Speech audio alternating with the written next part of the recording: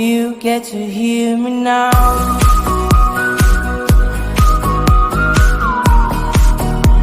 If you get to hear me now.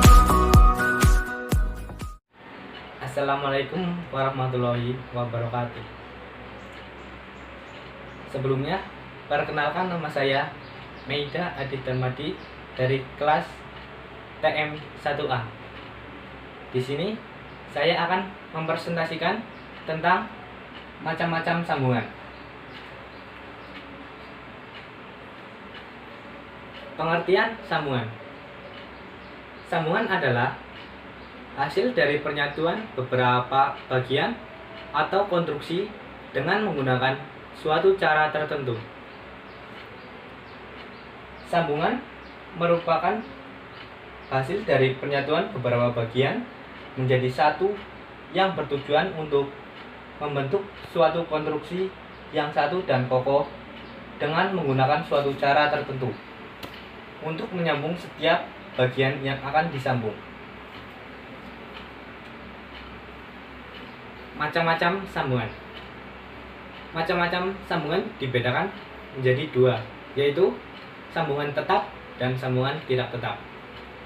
Sambungan tetap adalah sambungan yang dapat dilepas dengan cara merusak sambungannya. Penerapan sambungan ini biasanya diterapkan pada sambungan las dan sambungan paku keling. Kedua, sambungan tidak tetap. Sambungan tidak tetap adalah sambungan yang dapat dilepas dengan cara membongkar sambungannya.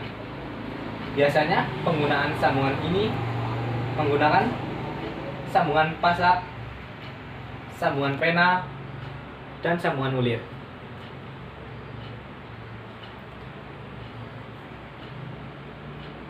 Contoh sambungan tetap. 1. Sambungan keling. Sambungan keling adalah sambungan yang digunakan untuk menyambung plat dan batang profil. Untuk membuat sambungan ini digunakan paku keling yang dibuat di pabrik khusus dengan kepala terpasang yang dilantak. Paku keling kepala bulat paling biasanya dipakai karena jenis paku keling ini mudah dipakai.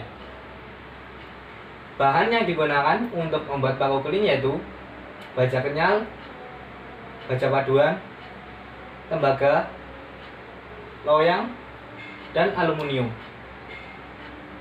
Sambungan keling umumnya diterapkan pada jembatan, bangunan, ketel, tangki, kapal, dan pesawat terbang. Penggunaan metode penyambungan dengan paku keling ini juga sangat baik digunakan untuk penyambungan plat aluminium. Pengembangan penggunaan rivet dewasa ini umumnya digunakan untuk plat-plat yang sukar dilas dan dipatri dengan ukuran yang relatif kecil. Ini adalah contoh paku keling yang digunakan pada plat-plat tertentu.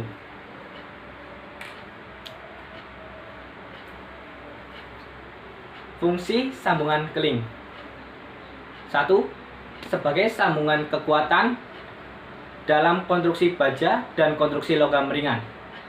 Kedua, sebagai sambungan kekuatan kedap. Ketiga, sebagai sambungan kedap yang tidak memiliki tekanan. Keempat, sebagai sambungan paku untuk kulit plat.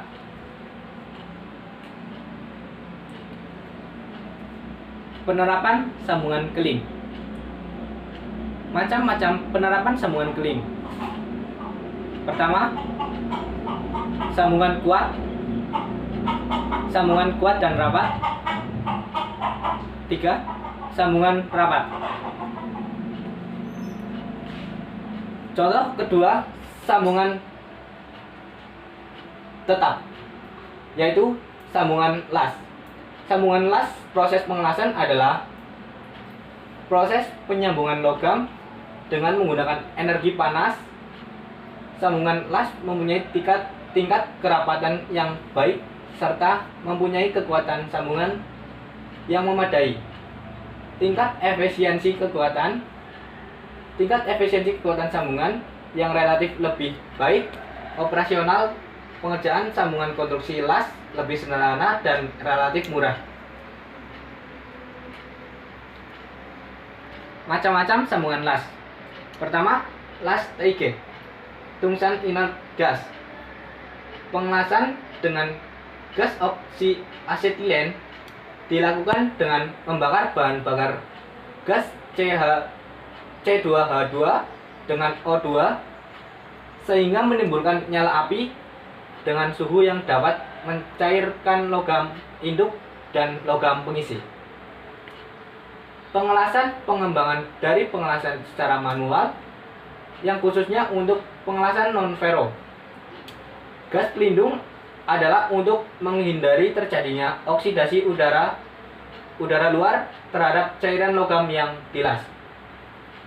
Kedua, las busur atau las tahan listrik adalah suatu cara pengelasan di mana permukaan plat yang disambung ditekan satu sama lain dan pada saat yang sama arus listrik dialirkan sehingga permukaan tersebut menjadi panas dan mencair karena adanya resenting listrik. Ketiga, las MIG atau metal inert gas. Gas metal arc welding adalah proses pengelasan yang energinya diperoleh dari busur listrik. Busur las terjadi di antara permukaan benda kerja dengan ujung kawat elektroda yang keluar dari nozzle bersama-sama dengan gas pelindung.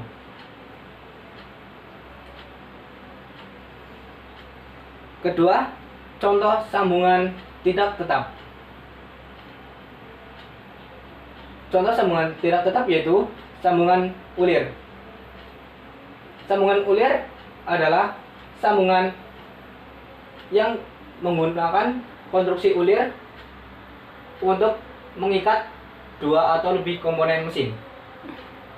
Sambungan ulir terdiri dari dua bagian, yaitu menggunakan baut atau biasanya disebut dengan bolt dan mur atau biasa disebut dengan nut.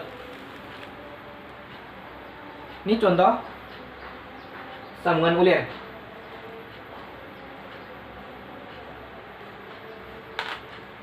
Kedua, sambungan skrup atau baut adalah suatu batang atau tabung dengan alur heliks pada permukaannya. Sambungan baut penggunaan utamanya adalah sebagai pengikat untuk menahan dua objek bersama dan sebagai pesawat sederhana untuk mengubah torsi menjadi gaya linear.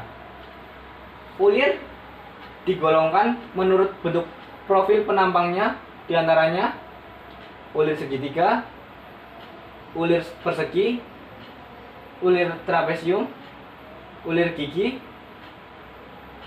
gergaji, dan ulir bulat. Ulir juga dapat digolongkan berdasarkan arahnya. Apabila dari kiri ke kanan atas,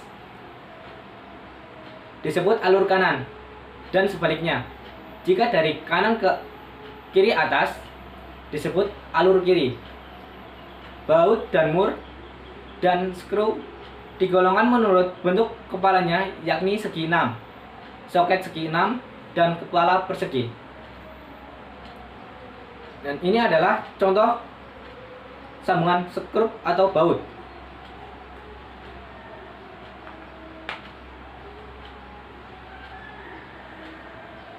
Fungsi sambungan ulir. Pertama, sambungan tidak tetap. Kedua, sambungan pada bagian mesin yang memerlukan sambungan dan pelepasan tanpa merusak bagian mesin. Ketiga, untuk memegang dan penyesuaian dalam perakitan atau perawatan.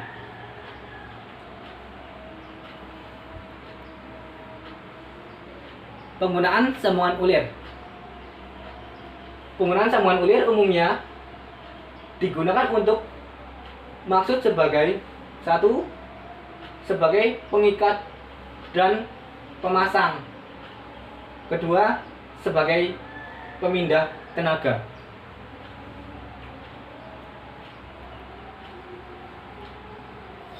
Sekian presentasi yang dapat saya sampaikan.